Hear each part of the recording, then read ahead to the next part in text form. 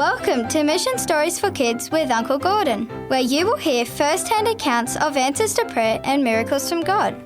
Oh, by the way, I think adults will like this too. Hi boys and girls, Uncle Gordon here.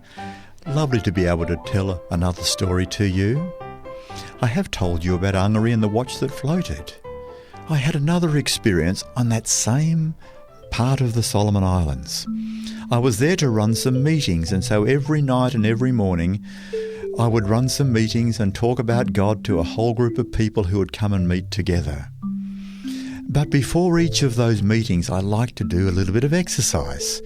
And the boat was tied that I was staying on that time, a little mission vessel called the Lauaheni. And it was tied to a wharf on one side of a great big bay. And so I thought it would be nice to swim right across the bay and back again before having breakfast and then taking meetings, or going to visit some people, whatever was on each of those days. And I said to the couple of young men who were with me, who had come with me to help to provide the song service and to do some special items, they were very talented music men. And I said, would you like to swim across the bay with me for a bit of exercise? And they said, oh no, you go ahead. We want to stay in bed a little bit longer, so you just go. And so I dived off the edge of the mission boat and began to swim right across the bay. I made it to the other side and stood on the bank for a little while and caught my breath and then turned around and swam all the way back. The second day I said to these young men, do you want to come for a swim for a bit of exercise too? They said, oh, bed's pretty good. You go, we want to stay in bed a little bit longer. And I couldn't help but think, well, that's like a lot of children, especially when it's not a school day.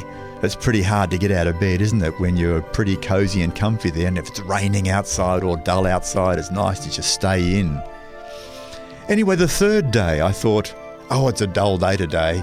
Look at all those clouds. And I looked out on the water and it was all choppy. There was a wind that was blowing on the water and it didn't look good for swimming. And so I thought, no, I won't bother going today. And just as I thought that, these two young men walked out with their bathers on. They said, we thought we'd like to go for a swim today. And I didn't say I didn't want to go. I thought, well, I'd better go too. And so I went and put on my bathers and the three of us dived off the edge of the boat and began to swim across the bay. Now, it was quite a swim. We were just over halfway across the bay to the other side when one of the young men said, oh no. And I said, what do you mean, oh no? He said, there are sharks coming in. There are sharks coming towards us. And I said, oh no. Well, what do we do now? What happens now? He said, well, they'll probably eat us. And I said, that sounds really exciting. I really didn't want to get eaten. I didn't come here to get eaten. And then they said as we were waiting, then the sharks got to us. And now I could see them because with my poor eyesight, without having my glasses on while I was swimming, I couldn't see them from a distance, but now I could see them well and truly, and I could see that they were wanting to eat us. And they said, but the good thing for you is that they'll probably eat you last. Because you're light colour, and as the sun reflects off you, it shines a little bit more, and it's a little bit more like something that doesn't belong in the sea, but we've got darker skin, and so we look more like the creatures of the ocean, so they'll eat us first, we think. I said, well, that's encouraging. And they said, well, when the sharks get between us and the boat, there were the two of them swimming together. When they get behind us, we'll say to you, go, and you get out of here.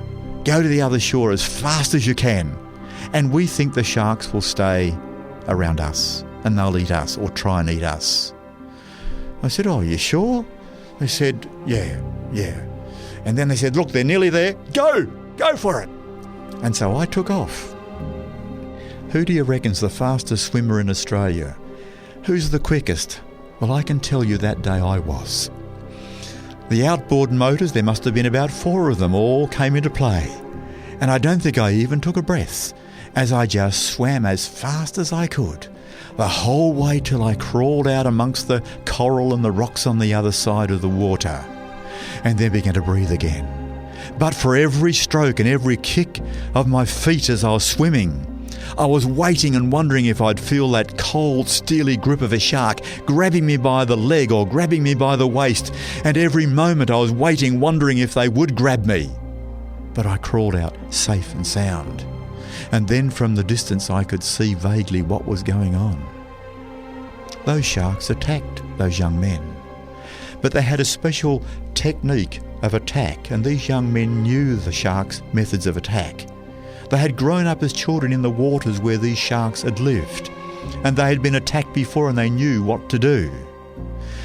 You see, the shark, when you look at a picture of a shark, they've got a long pointed nose and their mouth is set well back underneath their head. Those sharks were measuring where the men were, and then they would all of a sudden dive, and as they dived they would pick up speed, and then they'd roll over at the bottom of their dive and come up upside down with their jaws open to grab and to tear apart the person they were attacking. These young men watched. They were treading water while the sharks were going around, and as soon as they saw that first movement to dive, these young men didn't take a breath, they just dived too. And when the sharks rolled, the young men were down where they were. And the shark came rushing up to the surface to attack, and there was nobody there. Then the young men drifted to the surface again and took their breath, went and then watched as they trod water there, watching the sharks and turning, not daring to take their eyes off them because they had to move at exactly the right second. And then the sharks dived again, and that very moment the sharks dived, these two young men dived as well with them. The sharks came up again because there was nobody there. And for nearly a half hour, there was this game of cat and mouse where the sharks and the people were trying to get each other. The people weren't attacking the sharks, but they were diving with the sharks. And at last the men had been drifting nearer and nearer as they'd been dog paddling and just treading water there in the water till they came amongst the reefs and the rocks near the edge where I was waiting, standing, watching. And the sharks then went out to sea. And the two young men crawled out beside me. They were exhausted. I didn't say anything for quite a while because they just lay there on the ground, on the coral, on the rocky coral edge, just panting, trying to get their breath back. And when at last they relaxed, I said, "Fellas, I've got a commitment to see the boss over there fairly soon. We've got to go back." They said, "Oh, we're not going in the water again. We've got to go around." I said, "Yes, but that would take us 3 or 4 hours because it's a long, long hike to follow the bay right around. It's a very big bay. It's a number of kilometres. We would never do it in time. It's quicker for us to go across the water." "No, but if we go across the water, they've got sense of smell that's so strong they'll come back. And maybe not just 2, it may be a dozen, and they'll come at every angle, and we're had it. We would get eaten." So we knelt together, said, "God, we don't know what to do.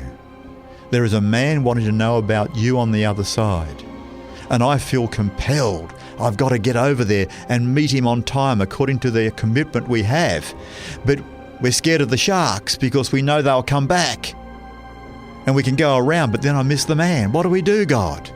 And I had a very strong impression. I'll look after you. I'll look after you. As I shut the lion's mouths for Daniel right back in Old Testament Bible times, I can look after the sharks.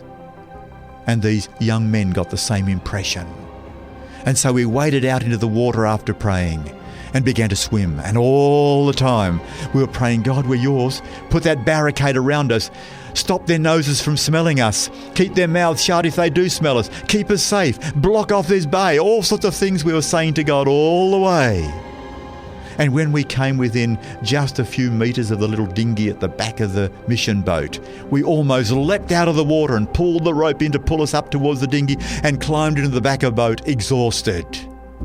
And then we knelt in prayer and said, "What has happened today, God, we know is not normal. Those sharks would have heard us in the water, they would have smelt us back in the water, and they would have come back for another go and maybe brought all their cousins and brothers and everybody else, and we would have been mincemeat, we would have been eaten. But thank you, God. We don't know what you did, but we know you saved us. Thank you." Thank you, boys and girls, for listening so well.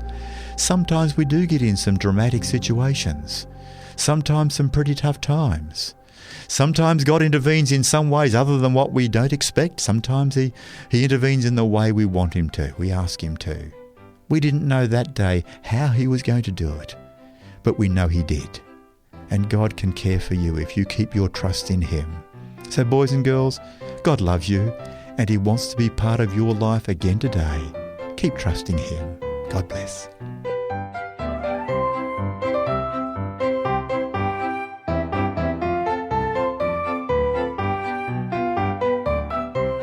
You've been listening to Mission Stories for Kids with Uncle Gordon, a production of 3ABN Australia Radio.